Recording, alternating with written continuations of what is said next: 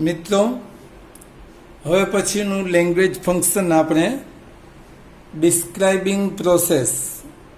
Describe મતલબ વર્ણન કરવું અને પ્રોસેસ એટલે પ્રક્રિયા. કોઈ કાર્ય થતું હોય એનું વર્ણન કરવું. એની અંતર્ગત જશું તો આપણે પેસિવ વોઇસનો અભ્યાસ સૌથી પહેલાં જરૂરી રહેશે. આપણે એક્ટિવમાંથી પેસિવ કઈ રીતે બનાવવું એ તો આપણે શીખી ગયા છીએ, પણ સાથોસાથ આપણે પેસિવમાંથી એક્ટિવ કઈ રીતે બનાવવું એનું ટ્રાન્સફોર્મેશન પણ આપણે શીખવાના છીએ અહીંયા. હવે ડિસ્ક્રાઇબિંગ પ્રોસેસ માટે પેસિવ વોઇસ શા માટે જરૂરી છે?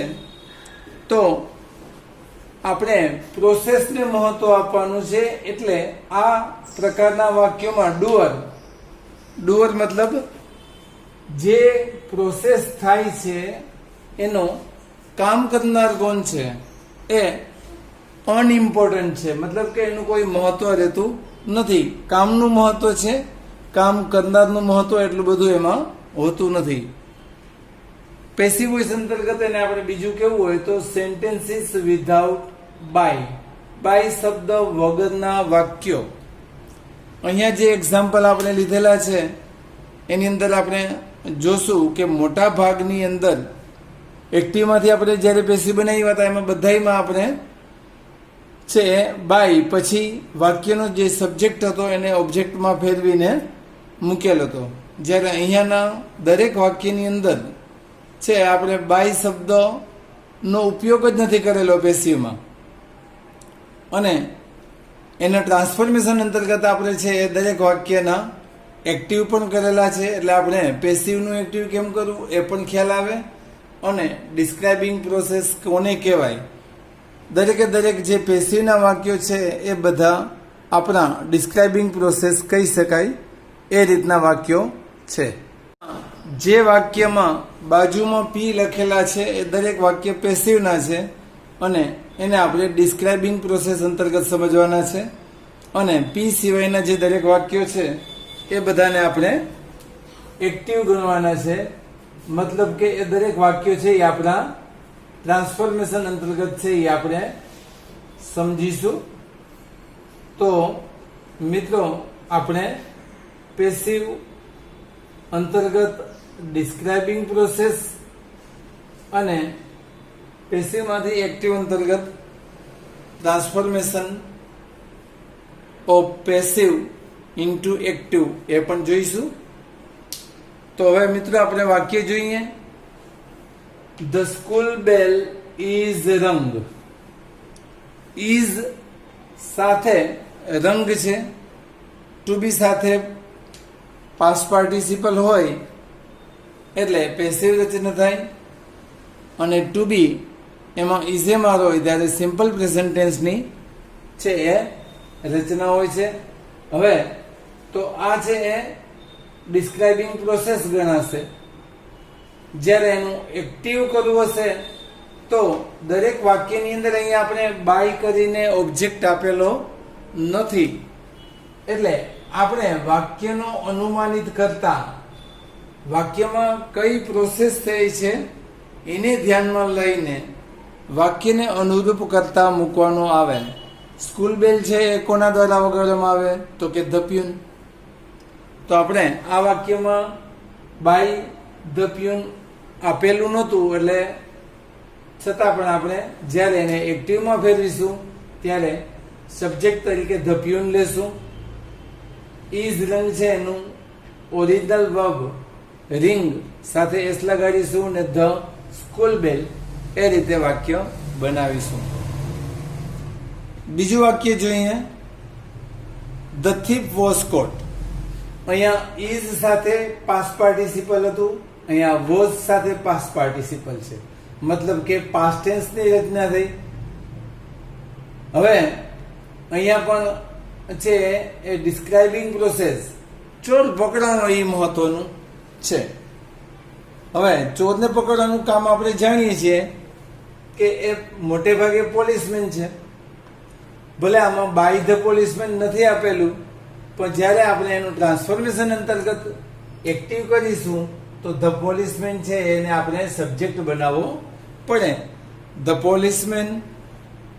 હવે અહીંયા આપણે મૂળ શબ્દ બનાવ્યો હતો, પણ અહીંયા પાસ્ટ ટેન્સ નું વર્બ લેવું પડ્યું. શું કામ? તો કે અહીંયા વોઝ સાથે પાસ્ટ પાર્ટિસિપલ હતું, એટલે આપણે અહીંયા પાસ્ટ ટેન્સ કરીશું. The policeman caught the thief. Next sentence જોઈએ. My homework has been finished. મારું ગૃહ કાર્ય પૂરું કરી લેવામાં આવ્યું છે. બાય મી આપવાની જરૂર નથી, કારણ કે મારું હોમવર્ક છે એ તો મારે જ કરવાનું હોય. તો એ થયું ડિસ્ક્રાઇબિંગ પ્રોસેસ. હવે એનું ટ્રાન્સફોર્મેશન કરવું હોય તો અહીંયા બાય મી આપેલું નથી, પણ વાક્યના સબ્જેક્ટ તરીકે આપણે એને લેવો પડે આઈ, કારણ કે મારું હોમવર્ક છે. હેઝ બીન સાથે પાસ્ટ પાર્ટિસિપલ હતું, મતલબ કે પરફેક્ટ પ્રેઝન્ટ ટેન્સની રચના હતી. તો આઈ સાથે હેવ આવશે. અહીંયા ભલે હેઝ હોય પણ આઈ સાથે હેવ આવે. બીન છે એને આપણે રિમૂવ કરીશું, તો I have finished my homework, અને એ રીતે એની એક્ટિવ રચના થશે. ત્યાર પછીનું વાક્ય આપણે એ જ રીત પ્રકારનું છે જોઈએ. તો ઇંગ્લિશ ઇઝ બીંગ ટોટ. મિત્રો અત્યારે જાણીએ જ છીએ કે હાલમાં જ અત્યારે બોલવાના સમયે તમે આ વિડીયો જ્યારે જોઈ રહ્યા છો એ સમયે English is being taught. English ભણાવાઈ રહ્યું છે. કોણ ભણાવે છે એ મહત્વનું નથી. તો બાય કરીને કોઈનું નામ ભણાવનાર કોણ છે એ આપેલું નથી, તો એ થશે ડિસ્ક્રાઇબિંગ પ્રોસેસ. અને જો એનું એક્ટિવ બનાવીશું તો ઇંગ્લિશ ભણાવે કોણ? Generally the English teacher. તો ધ ઇંગ્લિશ ટીચરને આપણે એક્ટિવ બનાવવામાં આપણે એનો સબ્જેક્ટ બનાવીશું. એટલે the English teacher is teaching.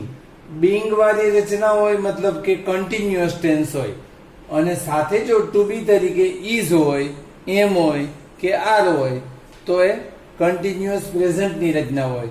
તો જ્યારે એક્ટિવ બનાવીશું ત્યારે છે એ ઇઝ, એમ કે આરનો ઉપયોગ કરી બીંગને દૂર કરી અને ટોટ જે પાસ્ટ પાર્ટિસિપલ હોય એનું આપણે પ્રેઝન્ટ પાર્ટિસિપલ બનાવીશું. એટલે ઇઝ ટીચિંગ ઇંગ્લિશ. એ રીતે વાક્ય કરીશું. નેક્સ્ટ સેન્ટેન્સ જોઈએ. એમડી. એમડી મતલબ માસ ડ્રીલ. આપણે દર શનિવારે કરતા હોઈએ છીએ. તો વોઝ બીઇંગ ડન. હવે આપણે જાણીએ છીએ કે એમડી કોણ કરતું હોય? તો કે ધ સ્ટુડન્ટ્સ. તો અહીંયા બાય ધ સ્ટુડન્ટ્સ આપવાની જરૂર નથી, બાય ધ પ્યુપિલ્સ આપવાની જરૂર નથી. તો હવે પ્રોસેસ છે એ આપણી MD was being done A describing process થઈ. હવે જ્યારે એને આપણે એક્ટિવમાં ફેરવીશું તો આપણે સબ્જેક્ટ તરીકે ધ સ્ટુડન્ટ્સ અથવા ધ પ્યુપિલ્સ લઈશું. હવે બીંગ વાળી રચના છે એમ આગળના વાક્યમાં સમજાયું એમ કન્ટિન્યુઅસની રચના હોય. સાથે જો ટુ બી હોય, ટુ બી તરીકે વોઝ હોય કે વેર હોય, તો એ કન્ટિન્યુઅસ પાસ્ટ હોય. એટલે આપણે હવે અહીંયા છે પાસ્ટ ટેન્સને ધ્યાનમાં લઈએ. સ્ટુડન્ટ્સ પ્લુરલ છે એટલે સ્ટુડન્ટ્સ વેર, અને ડન છે એનું આપણે પ્રેઝન્ટ પાર્ટિસિપલ એટલે કે ડુઈંગ લઈ અને એમડી એને ઓબ્જેક્ટ તરીકે મૂકીને એક્ટિવ રચના કરીશું. નેક્સ્ટ સેન્ટેન્સ જોઈએ. ફોક સોંગ્સ હેડ બીન ક્રિએટેડ. ફોક સોંગ્સ મતલબ કે લોકગીતો. મિત્રો આપણે જાણીએ છીએ કે લોકગીતો, લોક વાર્તાઓ મતલબ કે ફોક સ્ટોરીઝ, એને રચના કોણે કરી છે એનો આપણને કોઈને ખ્યાલ હોતો નથી. સદીઓથી લોકગીતો ગવાતા હોય છે અને લોક વાર્તાઓ કહેવાતી હોય છે. તો ફોક સોંગ્સ હેડ બીન ક્રિએટેડ. તો પ્રોસેસ થઈ એ મહત્વની છે લોકગીત રચાવાની, પણ રચેલું કોને છે તો આપણને ખ્યાલ નથી. જ્યારે આપણને કર્તા વિશે કોઈ ખ્યાલ ન હોય તો સમવન કે somebody કર્તા તરીકે લઈ શકીએ. હવે અહીંયા હેડ સાથે બીન હતું. બીન હોય ત્યારે પરફેક્ટ છે એ રચના હોય. પરફેક્ટ ની અંદર પરફેક્ટ પાસ્ટ હોઈ શકે, પરફેક્ટ પ્રેઝન્ટ હોઈ શકે, પછી પરફેક્ટ પાર્ટિસિપલ હોઈ શકે કે પરફેક્ટ મોડેલ ઓક્ઝિલરી પણ હોઈ શકે. પણ અહીંયા હેડ સાથે બીન છે એટલે આપણે પરફેક્ટ પાસ્ટ ટેન્સની રચના છે, તો આપણે બીનને દૂર કરીશું. સમવન અથવા તો somebody had created. પછી ફોક સોંગ્સ, ફોક સ્ટોરીઝ હોય તો ફોક સ્ટોરીઝ પણ લખી શકીએ. પછીનું વાક્ય જોઈએ. મેં હમણાં જ વાત કરી કે પરફેક્ટ સાથે છે અલગ અલગ હોઈ શકે. તો the atom bomb having been released. Having સાથે બીનનો ઉપયોગ થયો, મતલબ પરફેક્ટ પાર્ટિસિપલની રચના થઈ. કોઈ એક કામ કરી અને તરત જ બીજું કામ તરત જ કરવામાં આવે તો પરફેક્ટ પાર્ટિસિપલની રચના બને છે. તો એટમ બોમ્બ છોડનાર કોઈક વ્યક્તિ છે. કોણ છે એ નેક્સ્ટ સેન્ટેન્સ આપવાનું. એટમ બોમ્બ રિલીઝ કરવાનું કામ થયું, એ ડિસ્ક્રાઇબિંગ પ્રોસેસ થયું. The pilots return.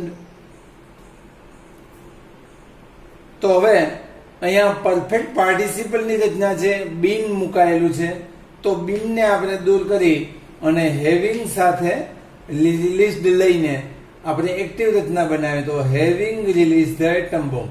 અહીંયા પેસિવ રચનામાં એટમ બોમ્બને આપણે સબ્જેક્ટ બનાવ્યો હતો, હવે આપણે એને ઓબ્જેક્ટના સ્થાને મૂકી દઈશું એટલે એ એક્ટિવ રચના થઈ જશે. The pilots return. Next sentence જોઈએ. The injured person must have been treated in time.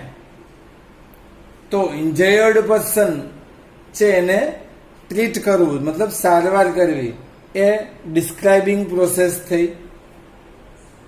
In time મતલબ કે સમયસર. તો ઇન્જર્ડ પર્સનને સામાન્ય રીતે ટ્રીટ કોણ કરે? તો કે ધ ડોક્ટર. તો એમાં પણ બાય ધ ડોક્ટર આપેલું નથી એટલે આપણે છે ધ ડોક્ટરને છે આપણે સબ્જેક્ટ બનાવી અને વાક્ય લઈએ. તો the doctor must have treated the injured person in time. હવે અહીંયા ખાસ ધ્યાન રાખવાનું કે જ્યારે મોડેલ ઓક્ઝિલરી વપરાયું હોય ત્યારે જે મોડેલ ઓક્ઝિલરીનો ઉપયોગ હોય એ જ મોડેલ ઓક્ઝિલરી ટ્રાન્સફોર્મેશન અંતર્ગત વાપરવો જોઈએ. એટલે મસ્ટ વાપરેલું છે આપણે મસ્ટ જ વાપરીશું. બીજું ધ્યાન એ રાખવાનું છે કે આપણે અહીંયા પરફેક્ટ પ્રેઝન્ટ ટેન્સ જોયો તો અહીંયા હેઝ હતું એનું હેવ થયું. તો માત્ર પરફેક્ટ પ્રેઝન્ટ ટેન્સ જ એવો છે કે એમાં હેવનું હેઝ કે હેઝનું હેવ બે બદલી શકે, અથવા હેઝનું હેઝ રહી શકે ને હેવનું હેવ રહી શકે. જ્યારે અહીંયા તો આપણે પરફેક્ટ મોડેલ ઓક્ઝિલરી જોઈએ છે એટલે મસ્ટ પહેલા વપરાઈ ગયું. મસ્ટ વપરાય પછી જે કોઈ પણ વર્બ વપરાય એના ઓરિજિનલ ફોર્મમાં હોવું જોઈએ. એટલે આપણે અહીંયા હેવ જ વાપરીશું, ક્યારેય હેઝ નહીં વપરાય. તો અહીંયા મસ્ટ પછી હેવ હતું, અહીંયા પણ હેવ જ રહેશે. કદાચ અહીંયા પર્સન સ કર્યું હોત તો પણ અહીંયા હેવ જ રહે, અને અહીંયા ડોક્ટર છે સિંગ્યુલર છે તો પણ હેવ જ રહે. એટલે આ વસ્તુ ખાસ યાદ રાખવાની. મસ્ટ હેવ, હેવ પછીનો નિયમ કે પાસ્ટ પાર્ટિસિપલ જ જોવું જોઈએ. તો ટ્રીટેડ. પેસિવ રચના હશે ત્યારે બીન ટ્રીટેડ, જ્યારે એક્ટિવ રચના હશે ત્યારે only have treated the injured person in time. તો આ આપણી થશે એક્ટિવ રચના. નેક્સ્ટ સેન્ટેન્સ જોઈએ તો એ નેક્સ્ટ સેન્ટેન્સમાં the competition exam should be cleared. મિત્રો અત્યારે જાણીએ છીએ કે આપણે અત્યારે મોટા ભાગની ગવર્મેન્ટ જોબની જે છે ભરતી અથવા તો જાહેરાત આવતી હોય છે તો એ પહેલા કોમ્પિટિશન એક્ઝામ લેવાતી હોય છે. તો એ competition exam should be cleared. મતલબ કે પાસ કરાવવી જોઈએ વિથ ફ્લાઇંગ કલર્સ, મતલબ કે ઝળહળતી સફળતા. કોમ્પિટિશનની અંદર આપણે સૌથી આગળ હોવા જોઈએ, તો જ આપણે છે ગવર્મેન્ટ ભરતીના ચાન્સીસ મળતા હોય છે. તો should be cleared with flying colours. હવે અહીંયા પણ છે મોડેલ ઓક્ઝિલરી હતું, અહીંયા પણ મોડેલ ઓક્ઝિલરી છે, પણ અહીંયા મોડેલ ઓક્ઝિલરી પછી હેવ હતું, અહીંયા મોડેલ ઓક્ઝિલરી પછી બી છે. મતલબ કે છે માત્ર સિમ્પલ મોડેલ ઓક્ઝિલરીનો ઉપયોગ થયો છે. અહીંયા પરફેક્ટ મોડેલ ઓક્ઝિલરી હતું એટલે હેવનો ઉપયોગ હતો. તો શુડ બી ક્લિયર્ડ. હવે જ્યારે આપણે એની એક્ટિવ રચના કરીશું તો હવે આ કોમ્પિટિશન એક્ઝામ દેનાર કોણ હોય છે? કોમ્પિટિટર. મતલબ કે જેને સ્પર્ધામાં ઊભું રહેવું છે એવા કોમ્પિટિટર અથવા તો નોકરી વાંચું જે કહીએ તે. તો ધ કોમ્પિટિટર્સ શુડ ક્લિયર, અહીંયાથી માત્ર બી જ રિમૂવ થશે અને શુડ ક્લિયર. શુડ પછી જેમ અહીંયા પણ મેં કીધું કે મોડેલ ઓક્ઝિલરી વપરાય પછી નું ક્રિયાપદ મૂળ જ હોવું જોઈએ, તો અહીંયા આપણે ક્લિયર શબ્દ વાપર્યો. અહીંયા પણ શુડ પછી બી વાપર્યો એટલે બી પણ મૂળ શબ્દ જ છે. તો should clear the competition exam with flying colours. એક સાથોસાથ બી વાળી રચના, અહીંયા પણ બી હતું પણ અહીંયા પણ બી છે, તો સાથોસાથ એ રચના પર જોઈ લઈએ. તો the medicines have to be taken. Have પછી છે સામાન્ય રીતે પરફેક્ટ જો ટેન્સ હોય તો હેવ પછી છે એ પાસ્ટ પાર્ટિસિપલ આવે, પણ એક ક્રિયાપદ પછી જો બીજું ક્રિયાપદ આપવાનું આવે તો ટુ વાળું આપવું પડે. તો અહીંયા હેવ પછી આપણે બીજું ક્રિયાપદ આપવાની જરૂર પડી છે એટલે ટુ મૂક્યો, અને ટુ પછીનો નિયમ છે કે ઓરિજિનલ વર્બ જ આવેલે તો ટુ પછી બી. પણ આપણે ડિસ્ક્રાઇબિંગ પ્રોસેસ કરીએ છીએ એટલે કે પેસિવ રચનાની જરૂર પડી છે, એટલે પેસિવ રચના અંતર્ગત આપણે શું કરીશું તો કે અહીંયા આપણે પાસ્ટ પાર્ટિસિપલ આપીશું. તો the medicines have to be taken in time. તો મેડિસિન છે એ લેવાની જરૂર કોને પડે તો કે ધ પેશન્ટને. એટલે અહીંયા બાય ધ પેશન્ટ નથી આપ્યું, પણ આપણે એના સબ્જેક્ટ તરીકે ધ પેશન્ટ્સને ગણીશું. તો the patients have to take. માની લો કે અહીંયા આપણે પેશન્ટ નો આપ્યું હોત તો અહીંયા હેઝ પણ થઈ શકત. તો the patient has to take. Infinitive રચના તો રહેશે જ. અહીંયા હેવ હતું, અહીંયા હેઝ થાય તો પણ ટુ જ રહેશે. અહીંયા બી નીકળી જશે ને ટેક ઓરિજિનલ વર્બ થઈ જશે મેડિસિન્સ ઇન ટાઈમ. તો મિત્રો આપણે અહીંયા ડિસ્ક્રાઇબિંગ પ્રોસેસ અંતર્ગત પેસિવ વોઇસ ની જ વાક્ય રચનાની વધારેમાં વધારે જરૂર રહે છે. પેસિવ વોઇસ ના વાક્ય રચનાના આપણે જુદા જુદા ઉદાહરણો જોયા. આ ઉપરાંત આપણે બીજી વસ્તુ પણ સાથે સાથ શીખ્યા કે પેસિવ વોઇસનું વાક્ય હોય તો ટ્રાન્સફોર્મેશન કરતી વખતે, મતલબ કે પેસિવમાંથી એક્ટિવ કરવા વખતે આપણે વાક્યમાં શું ફેરફાર કરવો જોઈએ એ પણ જોયું. હવે માત્ર એના આપણે છે જુદા જુદા કાર્ડ વાઇઝ, અહીંયા તો આપણે બધા એક્ઝામ્પલ જોયા, પરંતુ એના જુદા જુદા કાર્ડ વાઇઝ છે કઈ રીતે વાક્ય રચના હોય છે એને આપણે જોઈએ. તો મિત્રો હવે આપણે અહીંયા છે પેસિવમાંથી એક્ટિવ કરવું હોય તો કઈ રચના કેવી બને એનો આપણે આછેરો ખ્યાલ લઈ લઈએ. ખાસ કરીને આપણે પેસિવને વધારે ધ્યાનમાં લઈશું કારણ કે આપણે ડિસ્ક્રાઇબિંગ પ્રોસેસનું ફંક્શન શીખીએ છીએ, પણ સાથોસાથ એક્ટિવ એટલા માટે જોઈએ છીએ કે આપણે ટ્રાન્સફોર્મેશન અંતર્ગત જો જરૂર પડે તો આપણને એનો પણ ખ્યાલ હોવો જોઈએ. તો સૌથી પહેલું અહીંયા ઇન પેસિવ ટુ બી, કારણ કે દરેકે દરેક પેસિવ છે એ વિધાઉટ ટુ બી તો ક્યારેય નહીં હોય. કોઈક ને કોઈક અર્થમાં ટુ બી તો જોઈશે જ, તો જ આપણે પેસિવ રચના કરી શકીશું. તો ટુ બી મતલબ કે ઇઝ એમ આર, તો ટુ બી પ્લસ પાસ્ટ પાર્ટિસિપલનો જો ઉપયોગ કરીશું તો એ આપણી સિમ્પલ પ્રેઝન્ટની છે એ રચના બનશે, ડિસ્ક્રાઇબિંગ પ્રોસેસ. જો ટ્રાન્સફોર્મેશન અંતર્ગત આપણે એને એક્ટિવ કરવાનું હોય, ટુ બી સાથે પાસ્ટ પાર્ટિસિપલ હોય અને એનું ટ્રાન્સફોર્મેશન અંતર્ગત એક્ટિવ કરવું હોય તો ઓરિજિનલ વર્બની જરૂર પડશે. ઓરિજિનલ વર્બની સાથે એસ અથવા ઈએસ લગાડવો પડે.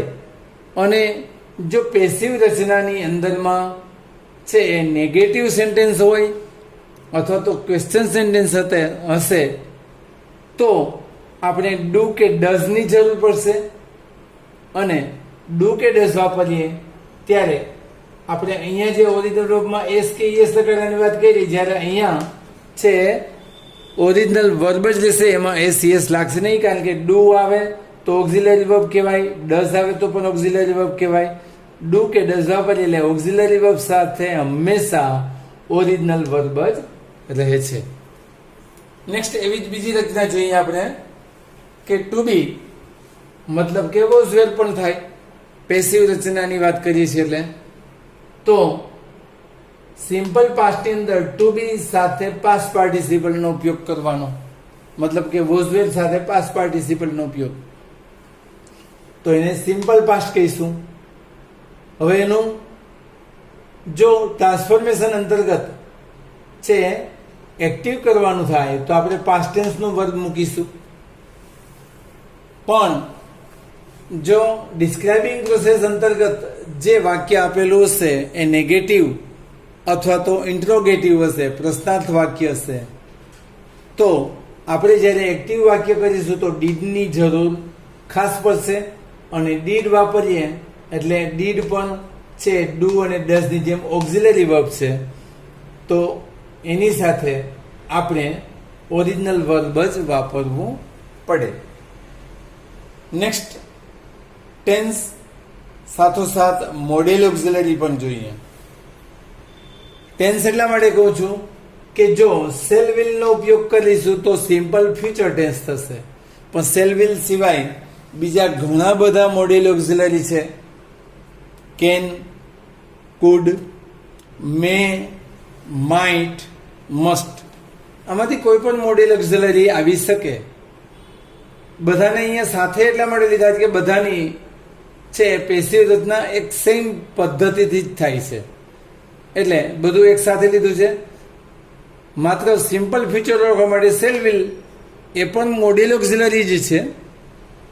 તો મોડેલ ઓક્ઝિલરી ડિસ્ક્રાઇબિંગ પ્રોસેસ હેઠળ કોઈ પણ મોડેલ ઓક્ઝિલરી પહેલા હશે, પછી બી હશે અને પછી પાસ્ટ પાર્ટિસિપલ હશે. તો અહીંયા ટુ બી એટલે બી નો ઉપયોગ થશે. તો જો ટ્રાન્સફોર્મેશન અંતર્ગત જવું હશે તો જે તે મોડેલ ઓક્ઝિલરી સાથે ઓરિજિનલ વર્બ વાપરવાનું છે. એમાં જો શેલ વિલ હશે તો શેલ વિલ વાળું વાક્ય સિમ્પલ ફ્યુચરનું ગણાશે, બાકી નહીં તો મોડેલ ઓક્ઝિલરીને ગણાય. આ ઉપરાંત ઇન્ફિનિટિવ રચનાના પેસિવ મતલબ કે ડિસ્ક્રાઇબિંગ પ્રોસેસ છે એ પણ બી સાથેની જ બને છે. મતલબ ટુ બી એટલે બી. જો ઇન્ફિનિટિવ વાક્ય હશે અને એનું પેસિવ શક્ય હશે તો ટુ હશે, ટુ પછી બી આવશે અને પછી પાસ્ટ પાર્ટિસિપલ હશે. દાખલા તરીકે આપણે એમ કહીએ કે I am going to play cricket, તો એ ઇન્ફિનિટિવ રચના થઈ. I am to play cricket. He has to take medicine, he had to take medicine. I have to play cricket. તો આ દરેક વાક્યની અંદર ટુ પછી છે ઓરિજિનલ વર્બ વાપરેલું છે, તો એ ઇન્ફિનિટિવ રચના થઈ. પેસિવ રચના કરીશું તો ટુ પછી બી અને પછી પાસ્ટ પાર્ટિસિપલ હોય છે. જ્યારે એક્ટિવ રચના એની જો ટ્રાન્સફોર્મેશન અંતર્ગત જવું હશે તો ટુ પછી ઓરિજિનલ વર્બ વાપરવાનું રહેશે. ત્યાર પછીની રચના જોઈએ. ટુ બી મતલબ બીંગ. બીંગ નો મતલબ થશે કન્ટિન્યુઅસ ટેન્સ. તો કન્ટિન્યુઅસ ટેન્સની અંદર બે પાર્ટ પડે છે, પ્રેઝન્ટ અને પાસ્ટ. જો ઇઝેમાર સાથે બીઇંગ હશે અને પછી પાસ્ટ પાર્ટિસિપલ હશે તો એ કન્ટિન્યુઅસ પ્રેઝન્ટની રચના થશે અને એને ડિસ્ક્રાઇબિંગ પ્રોસેસ કહીશું. જો એનું આપણે ટ્રાન્સફોર્મેશન અંતર્ગત એક્ટિવ કરવાનું થશે તો ઇઝ, એમ કે આર સાથે પ્રેઝન્ટ પાર્ટિસિપલ નો ઉપયોગ કરીશું. પ્રેઝન્ટ પાર્ટિસિપલ એટલે કે ક્રિયાપદ પાછળ, ઓરિજિનલ વર્બ પાછળ આઈએનજીનો ઉપયોગ કરીશું. એ જ રીતે છે ડિસ્ક્રાઇબિંગ પ્રોસેસ અંતર્ગત વોઝવેર સાથે બીઇંગનો ઉપયોગ હશે તો પાસ્ટ પાર્ટિસિપલ એના પછી હોય તો એ કન્ટિન્યુઅસ પાસ્ટની પેસિવ રચના ગણાય. અને એને જો એક્ટિવ અંતર્ગત લઈ જવું હશે, ટ્રાન્સફોર્મેશન કરવું હશે તો વોઝવેર પછી આપણે પ્રેઝન્ટ પાર્ટિસિપલનો ઉપયોગ કરીશું. ત્યાર પછીનો ઉપયોગ ટુ બી એટલે બીન. તો બીન ક્યારે ક્યારે વપરાય તો કે પરફેક્ટ રચનાઓમાં. તો પરફેક્ટ રચનાઓ પણ ઘણી બધી છે તો એ પણ આપણે જોતા જઈએ. તો ડિસ્ક્રાઇબિંગ પ્રોસેસ અંતર્ગત હેવ કે હેઝનો ઉપયોગ કરીએ, પછી બીન વાપરીએ અને પછી પાસ્ટ પાર્ટિસિપલ વાપરીશું તો એ પ્રેઝન્ટ પરફેક્ટ ટેન્સ થશે. જો ટ્રાન્સફોર્મેશન કરવાનું થશે તો હેવ કે હેઝ જે જરૂર હશે એ મુજબ રહેશે અને પછી સીધું પાસ્ટ પાર્ટિસિપલ વપરાશે. હવે ત્યાર પછી એ જ રીતે હેડ વપરાય, પછી બીન વપરાય અને પછી પાસ્ટ પાર્ટિસિપલ વપરાય તો એ ડિસ્ક્રાઇબિંગ પ્રોસેસ છે એ પરફેક્ટ પાસ્ટ ટેન્સની હોય. ટ્રાન્સફોર્મેશન જો કરવાનું હશે તો હેડ સાથે આપણે પાસ્ટ પાર્ટિસિપલ વાપરીશું તો એ એક્ટિવ રચના થઈ છે.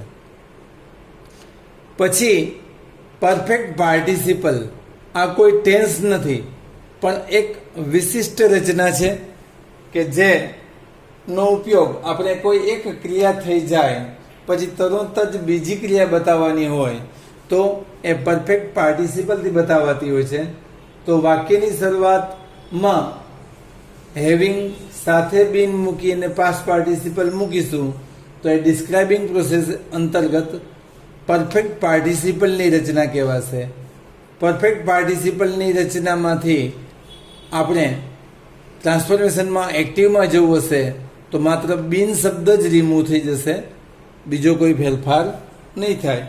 મતલબ કે આગળ જે કર્તા તરીકે જેને લીધો હોય એને આપણે પાછળ ફેરવીએ તો વસ્તુ જુદી છે. અને લાસ્ટ વસ્તુ જોઈએ કે પરફેક્ટ ફ્યુચર ટેન્સ અથવા તો perfect modal auxiliary. Future tense shall કે વિલનો ઉપયોગ કરીએ તો ફ્યુચર ગણીશું, નહીં તો મોડેલ ઓક્ઝિલરી તો ગણાય જ છે સેલ વિલ. પણ જેમ આપણે આગળ અહીંયા મોડેલ ઓક્ઝિલરીની વાત કરી હતી એમ અહીંયા પણ મોડેલ ઓક્ઝિલરીમાં અહીંયા જે આવતા હતા એ જ મોડેલ ઓક્ઝિલરી, મતલબ કે can, could, may, might, must એ બધા મોડેલ ઓક્ઝિલરી. પછી જો હેવનો ઉપયોગ કરીએ, પછી બીન વાપરીએ અને પાસ્ટ પાર્ટિસિપલ વાપરીશું તો એ ડિસ્ક્રાઇબિંગ પ્રોસેસ ગણાશે. અને જો એનું એક્ટિવ કરવું હશે તો માત્ર અહીંયાથી બીન શબ્દ છે એ રિમૂવ કરીશું. જે મોડેલ ઓક્ઝિલરી આપેલું હશે એ જ મોડેલ ઓક્ઝિલરીનો ઉપયોગ કરીશું.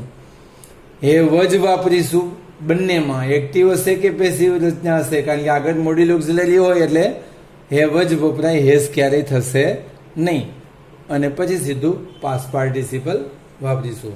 મિત્રો આના ઉપરથી માત્ર ધ્યાન એટલું જ રાખવાનું છે કે કર્તા અને કર્મો પેસિવ રચનાની અંદર ડુઅર છે અનઇમ્પોર્ટન્ટ છે, મતલબ કે કામ કરનાર કોણ છે એ બતાવવાની જરૂર હોતી નથી.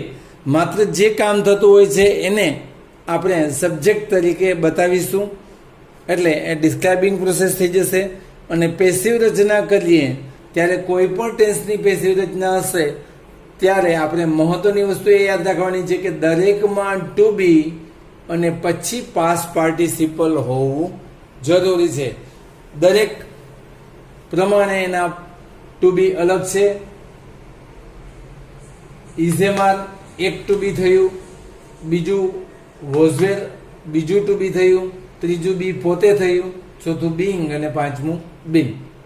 મતલબ કે એના પછી જો પાસ્ટ પાર્ટિસિપલ આવે એટલે એ પેસિવ રચના થાય અને એને ડિસ્ક્રાઇબિંગ પ્રોસેસ કહી શકાય.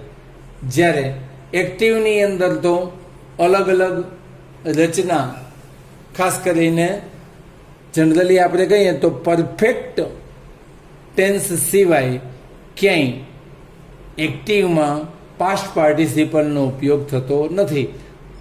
બાકી દરેકે દરેક કાળની અંદર અલગ અલગ ક્રિયાપદ, સિમ્પલ પ્રેઝન્ટ હોય તો ઓરિજિનલ વર્બ હોય, પાસ્ટ ટેન્સ હોય તો પાસ્ટ ટેન્સનું વર્બ હોય, મોડ્યુલ ઓક્ઝિલરી હશે તો ઓરિજિનલ વર્બ હશે, કન્ટિન્યુઅસ ટેન્સ હશે તો પ્રેઝન્ટ પાર્ટિસિપલ હશે.